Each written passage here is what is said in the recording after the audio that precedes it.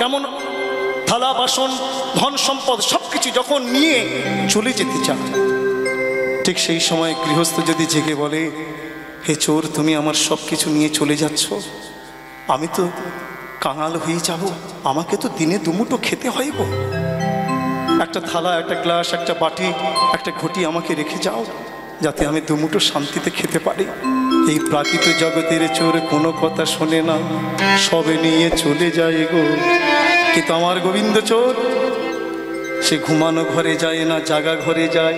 জাগা ঘরে গিয়ে কি করে? তাকে না দিলে তো নেয় না গো। হরি বল, হরি বল। তাকে না দিলে তো নেয় না গো। তাকে না দিলে তো নেয় না গো। জাগা ঘরে গিয়ে দাঁড়িয়ে থাকে, তাকে না দিলে তো নেয় না গো। জাগা ঘরে গিয়ে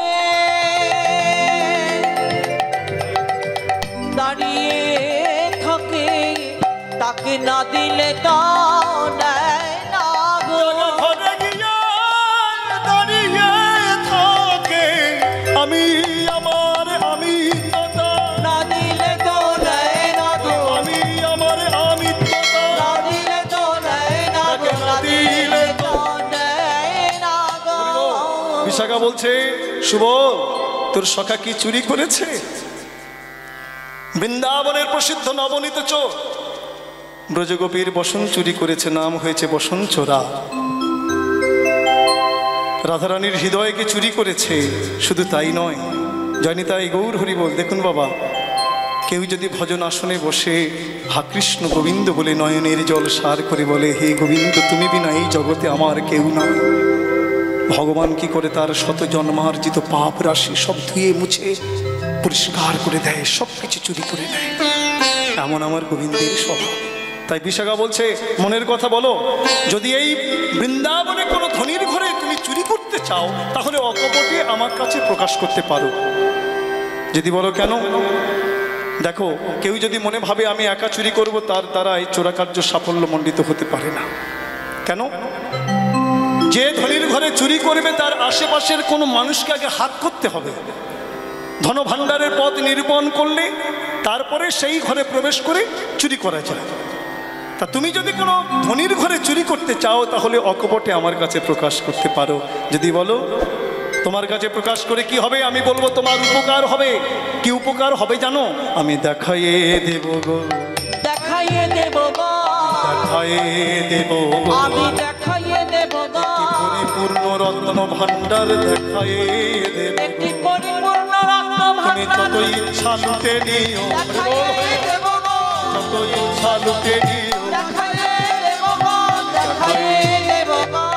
কি কথা কহিছ না করোনা, কি কথা কইছ না গোরা, আরে কহো না দেখি মনের ওপা, কহো না দেখে মনের রোকা, আরে মনের বেদনা কহিবা যাবে, মনের বেদনা বাজাবে, ওই বেদনা বাটিয়া লইব তবে, বেদনা পাটিয়া লইব তবে, দুজনায় কাঁদেব, কাঁদেব, আমরা দুজনায় কাঁদেব, দুজনায় কাঁদেব, সমব্যথার ব্যাধিকে হয়ে দুজনায় কাঁদেব, বেকার ব্যথার ওই গলা ধরা ধরি করে, দুজনায় কাঁদেব, গলা ধরা ধরি করে, দুজনায় কাঁদেব, গলা ধরা ধরি করে, দুজনায় কাঁদেব, গলা ধরা ধরি করে, দুজনায় কাঁদেব, দুজনায় কাঁদেব। শুনি দুটি মুখে ধরয়ে ভাষা, ধীবরে ঘেরালো মিনের বাসা। হরিবল। দেখবেন যারা ধীবর অর্থাৎ জেলে, যারা নদীর কিনারে কিনারে জাল নিয়ে ঘুরে বেড়ায়, কেন? যেখানে মাছের ঝাঁক দেখে সেই স্থানে জাল বিস্তার করে। আজকের শ্রী গোবিন্দের মনোমিন যেখানে ডুবেছে, বিশাখা সেই স্থানে জাল বিস্তার করেছে। ঠিক সেই স্থানে জাল বিস্তার করেছে বিশাখা। হরিবল, হরিবল।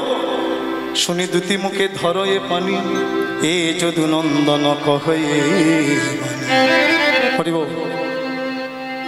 এবার সখা সুবলের পানে চেয়ে শ্রী গোবিন্দ বললেন, বলে বলে সুবল, ও বিশাখায় আমি তোমার কাছে মনের কথা নিবেদন করি।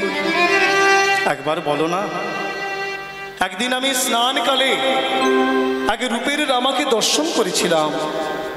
কি না, কোথায় থাকে যদি জানো বলতে পারো? শোধনীকে কবটে গো, শোধনীকে কবটে, শোধনীকে কবটে, শোধনীকে কবটে, গোরচনা গরি নবীনা কিশোরী,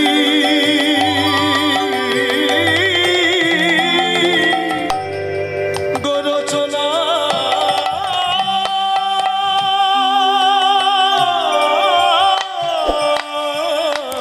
গরি নবীনা কিশোরী, নাহিতে দেখিলু ঘাটে।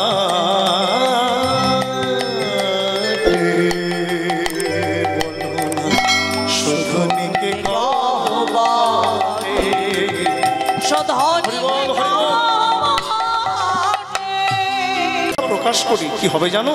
আমার প্রতি রুষ্ট হবে, হয়ে আমাকে তার সঙ্গ হতে তাড়িয়ে দেবে।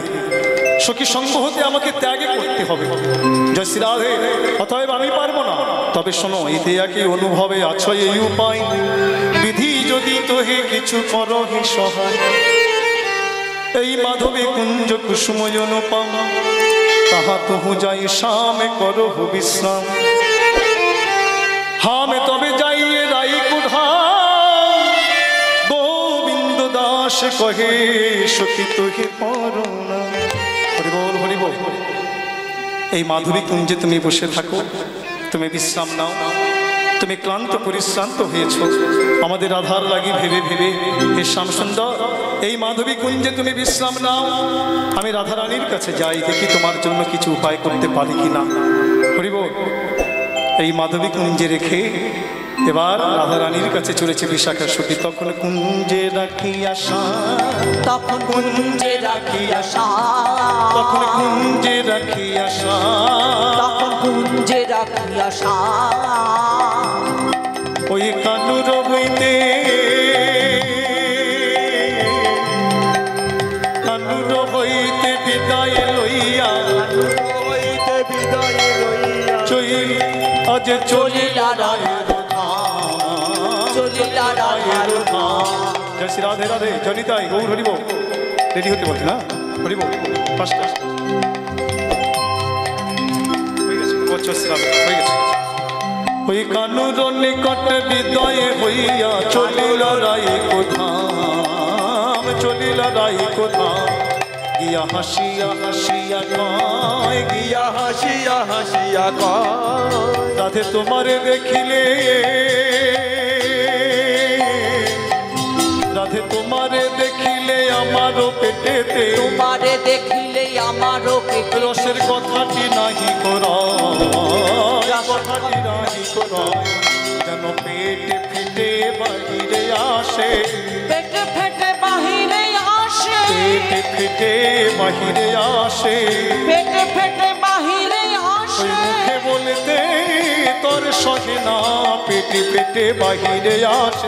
মুখে বলতে তার সহে না, পেটে ফেটে বাহিরে আসে। তখন সখীরে কহিছে রায়, তখন সখীরে কইছে রায়, ওসব বচন প্রবন্ধ ভালো না লাগিছে, বচন প্রবন্ধ ভালো না লাগে, ওসব বচন প্রবন্ধ ভালো না লাগিছে। বচন প্রবন্ধ ভালো না লাগে। এখন মরম শুনিতে চায়, মরম শুনতে চায়। বলে গোবিন্দের দয়া হলো কি না, গোবিন্দের দয়া হলো কি না, বলে গোবিন্দের দয়া হলো কি না। গোবিন্দের দয়া হলো কি না, যে লাগি করে পাঠাইছিলাম, গোবিন্দের দয়া হলো কি না। যে লাগি তোরে পাঠাইছিলাম, বল গোবিন্দের দয়া হলো কি না। রাধেই বা কেমন রঙ্গ, রাধেই বা কেমন রঙ্গ, ওই কালে খেলা ওলি পুতুল সহিত সহিতে কাল খেলা ওলি পুতুল সহিতে আজই নয়ন ভঙ্গ আজই নয়ন ভঙ্গ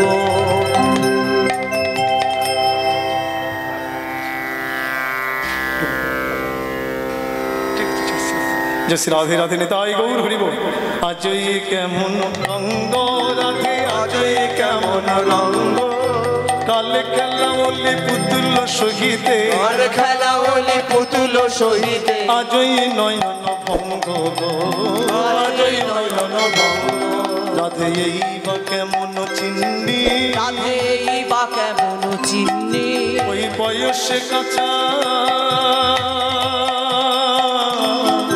ওই বয়সে কাঁচা কথাটি পাকা বয়সে কাঁচা কথাটি পা যেন রসের ঘরের গিন্নি গো রসের ঘরের গিন্নি দ্বিজ পরসাদে কহিছে নিজ পরসাদ কহিছে ওই রায়ের বুঝায় রসের বারোটা রায়ের বুঝায় রসের বলি বারোটা এমন মেয়ে বাকে এমন মেয়ে বাকে এমন মেয়ে বাকে এমন মেয়ে বাকে হরি বল রাধে বল বল তুই বলছিস গোবিন্দের দয়া হলো কি না ওই দয়া হবার পূর্বে যে তুই তাকে বধ করেছিস বলে আমি আবার কখন তাকে বধ করলাম বলতো রাধে তুই কি কোনোদিন পেলি অশ্বকালে যমুনায় গিয়েছিলিস সখী সনে বলে হ্যাঁ তো গিয়েছিলাম ওগো শুনল রাজার ঝি তোরে কহিতে আসিয়াছি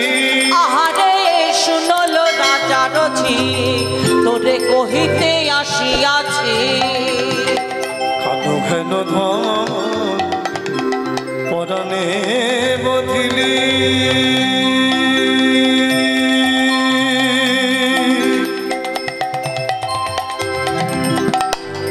বিনোদিনী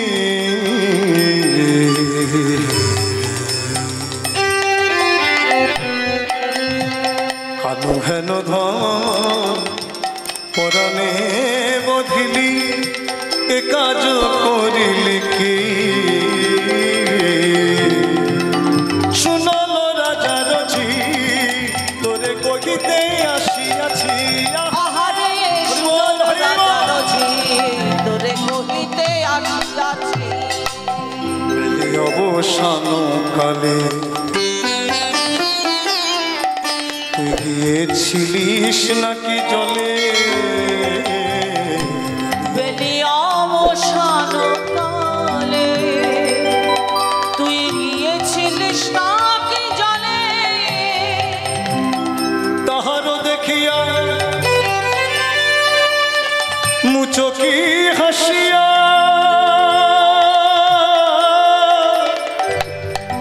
রায় বিনোদিনী হে, তাহারে দেখিয়া মুচকি হাসিয়া ওই ধরিলে সখীর গলে ধরিলে সখীর গলে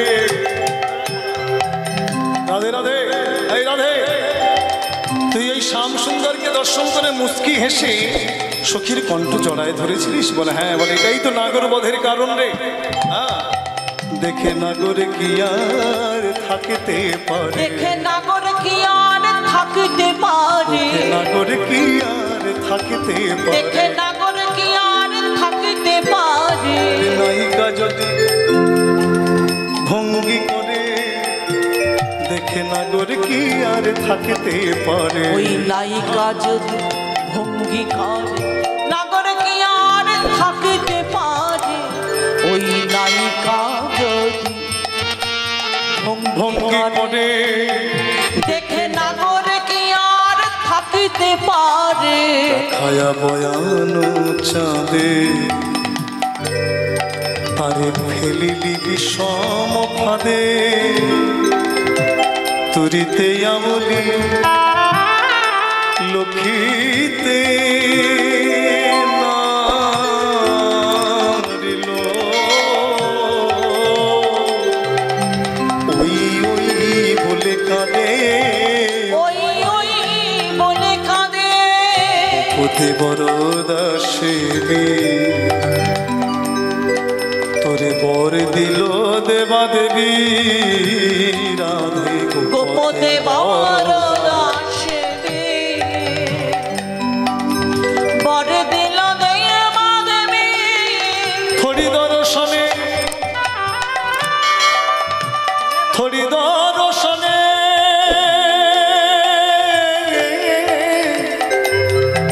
ওই থরি দর্শনে আসনা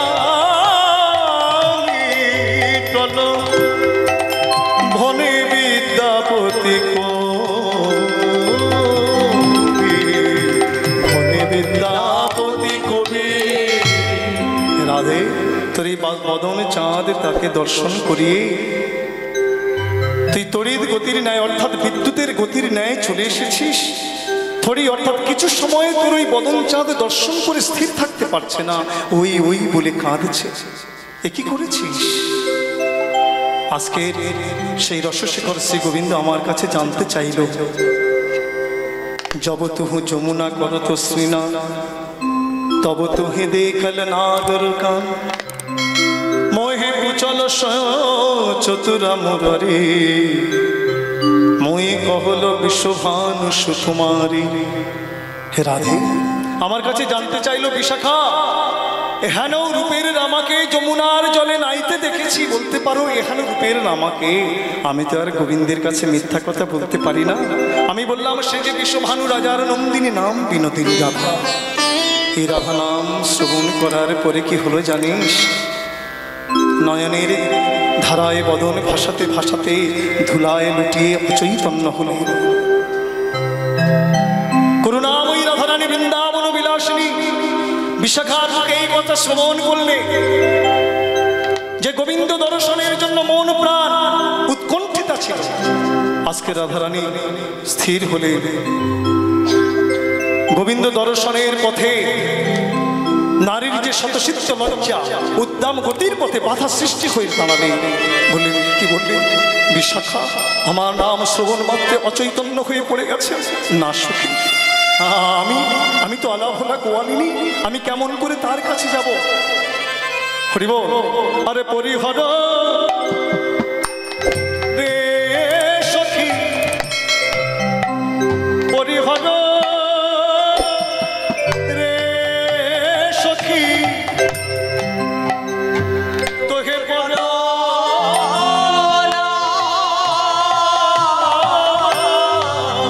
পরিহর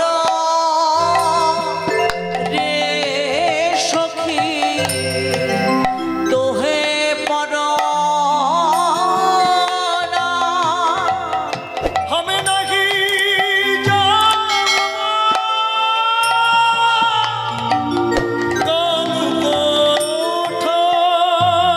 আহারে হাম নাহি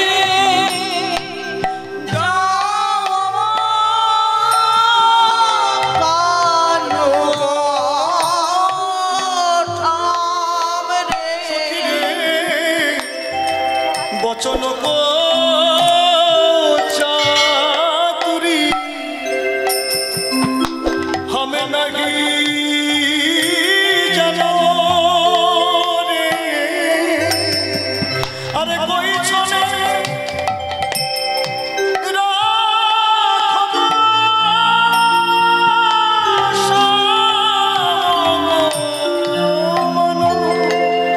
সখী রে, আমি অনুরাগে বশবর্তী হয়ে বলেছিলাম বটে, কিন্তু এখন তোরে করে ধরে বলি, ওরে বিশাখায় আমি যাব না ওই স্বামী দর্শনে। আমি হলাম আলাভোলা গোয়ালিনী, আমি বাকি চাচুরি জানি না, কোনে আচরণের দ্বারা স্বামীর মান রাখতে হয় তাও আমি জানি না। আমি কেমন করে তার সম্মুখে যাব?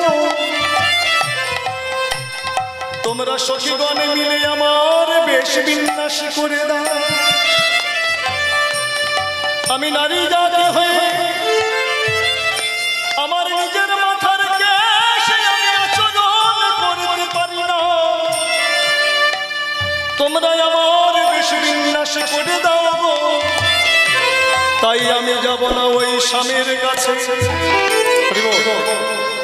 বিশাখা বলছে রাধে নিশ্চয়ই যাবে, কেন যাবে না? গুরুরূপা সখী, গুরুরূপা সখী শিক্ষা দিচ্ছে, হরিব গুরুরূপা সখী শিক্ষা দিচ্ছে যে নিশ্চয়ই যাবে।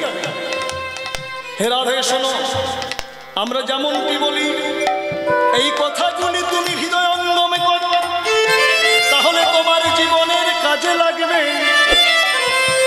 বলি পহিলহি যাও ওই শয়ন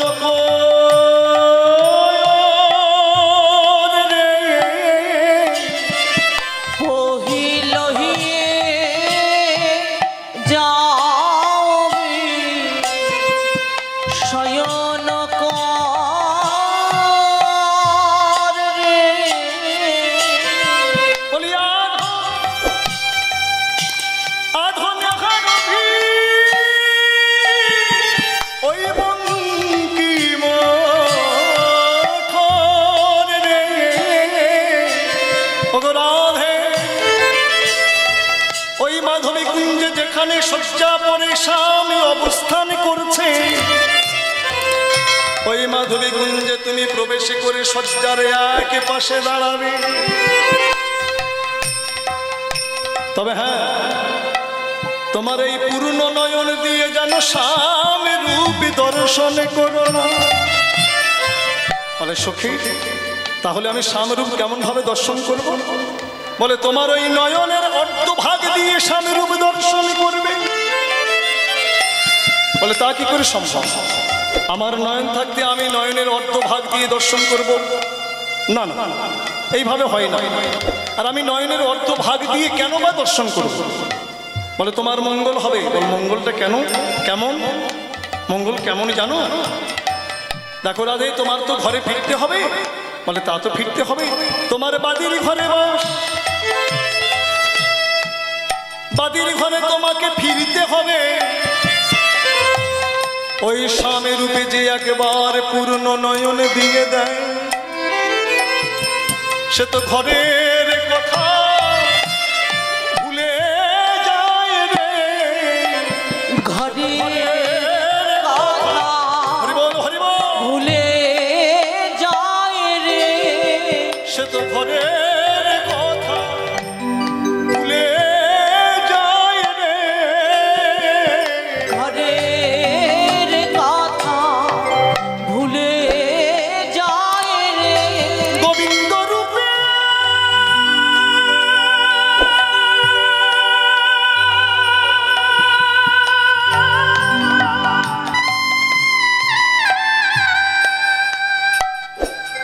গোবিন্দ রূপে যে জন পূর্ণ নয়ন দেয়, সে তো ঘরের কথা ভুলে যায় রে। গোবিন্দ রূপে নয়ন দেয় রে। বলে হা কৃষ্ণ কৃষ্ণ বলে, গোবিন্দ রূপে নয়ন দেয় রে। কৃষ্ণ কৃষ্ণ বলে গোবিন্দ রূপে নয়ন দেয় রে। কৃষ্ণ প্রাণ কৃষ্ণ বলে, গোবিন্দ রূপে নয়ন দেয় রে। কৃষ্ণ বলে গোবিন্দ রূপে নয়ন দেয় রে। ঘরের কথা ভুলে যায় রে। হে রাধে, যে একবার গোবিন্দ রূপে নয়ন দেয় সে ঘরের কথা ভুলে যায়। যদি পরিপূর্ণ নয়ন দিয়ে তুমি গোবিন্দ রূপ দর্শন করো, তাহলে তোমার ঘরে ফেরা হবে না।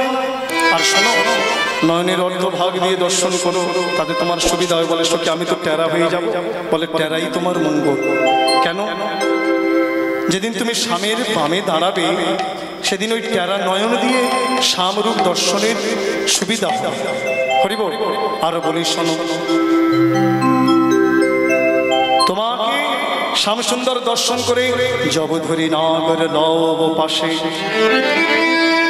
মৌন ধরি রহবি ধ্বনি গদ গদ ভাসে। রাধে রাধে। যখন শ্যাম সুন্দর তোমাকে ধরে কাছে টেনে নিতে চাইবে, তুমি মৌন ধরে থাকবে, যেন কোনো কথা বলো না। রাধা নেই বললেন সখী, আমার বলার শক্তি আছে, আমি কথা বলবো না কেন? আমি তো বলতে পারি। বলে না, তোমার মৌন ধরে থাকা উচিত। বলে মৌন ধরে থাকবো কেন? বলে দেখো, তোমার তো বিদ্যালয়ের সঙ্গে সম্বন্ধ নেই, তুমি তো লেখাপড়া জানো না, কি বলতে কি বলে ফেলবে, তার চেয়ে তুমি মৌন ধরে থাকবে। হয়তো এই কথাও বলতে পারো, আপনি তুমি কেমন আছো। হ্যাঁ, এই কথা যদি বলো তাহলে গোবিন্দ চিন্তা করবে যে আমি কার রূপে নয়ন দিয়েছি। যার ভাষাবোধ নেই তোমাকে হয়তো কুঞ্জ থেকে বের করে দিতে পারে, তখন তোমাকে কাঁদতে কাঁদতে পথে পথে ঘুরতে হবে। তার চেয়ে এক কাজ করো, তুমি মৌন ধরে থাকবে। গোবিন্দ যখন তোমার রূপসায়ের মাঝে হাবুডুবু খাবে, তখন তুমি যা বলবে গোবিন্দ তাই মেনে নেবে। এই সখীগণ শিক্ষা দিলেন। এবার করুণাময়ী রাধারানী বৃন্দাবন বিলাসিনী সখীদের শিক্ষা গ্রহণ করে চলেছে প্রাণনাথ প্রাণবধূর দর্শনে।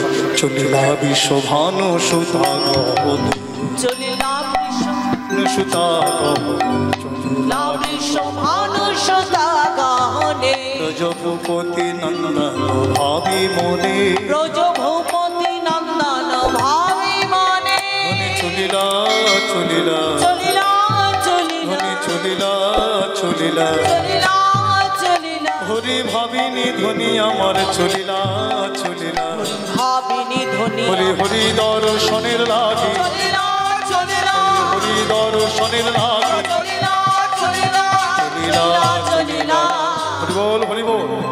করুণাময়ী রাধারানী বৃন্দাবন বিলাসিনী চলেছে কিভাবে যেন গজিন শ্রী বিষ্ণু হস্তিনী যেমন মন্থর গতিতে চলে যায়, ঠিক সেইভাবে চলে যাচ্ছে। পদ তুলছে, চরণে নূপুর কঙ্কন, কোটিতটের কিঙ্কিনি একসঙ্গে নাদ হচ্ছে। সেই ধ্বনি মধুর মধুর রবে বেজে চলেছে। জয় শ্রী রাধে। সখী সনে যেতে যেতে মনে চিন্তা করছে, এই আমাদের প্রথম দর্শন, আমি স্বামীর কুঞ্জে গিয়ে তার সম্মুখে দাঁড়িয়ে কি বলবো।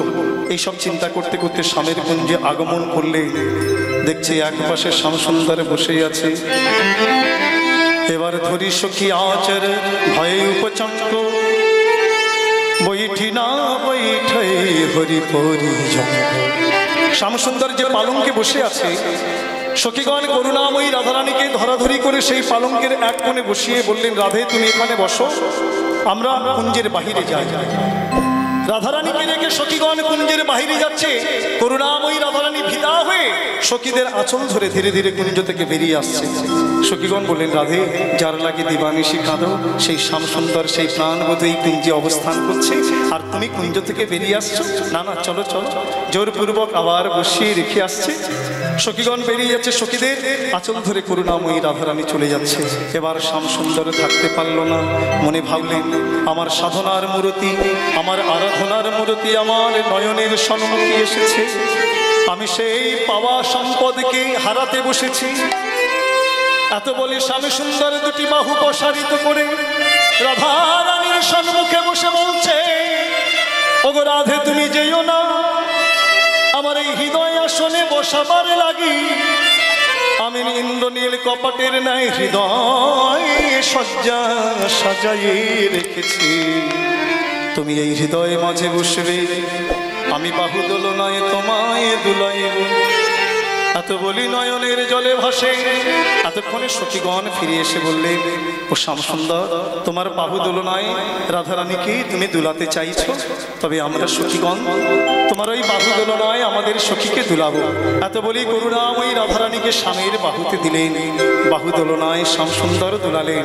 তারপরে নামিয়ে সখীগণ রাধারানীকে গোবিন্দ চরণে নিবেদন করে বললেন, হে প্রাণনাথ প্রাণবধূ, বলি জনমের মতো বিকায়ে দিলাম, জনমের মতন বিকায়ে বলি জনমের মতো বিকায়ে দিলাম, জনমের মতন বিকায়ে বলি আমাদের প্রাণ সর্বস্বকে জনমের মতো বিকায়ে দিলাম, আমাদের প্রাণ সর্বস্বকে জন্মের মত বিকায়ে দিলাম। যেন চরণ ছাড়া করো না গো, চরণ ছাড়া করো না গো। তোমার ওই চরণে স্থান দাও গো, চরণ ছাড়া করো না গো, তোমার ওই চরণে স্থান দাও গো, চরণ ছাড়া করো না গো। বলে আমরাও বিকাইলাম, আমরাও বিকাইলাম, বলি তোমাদের যুগ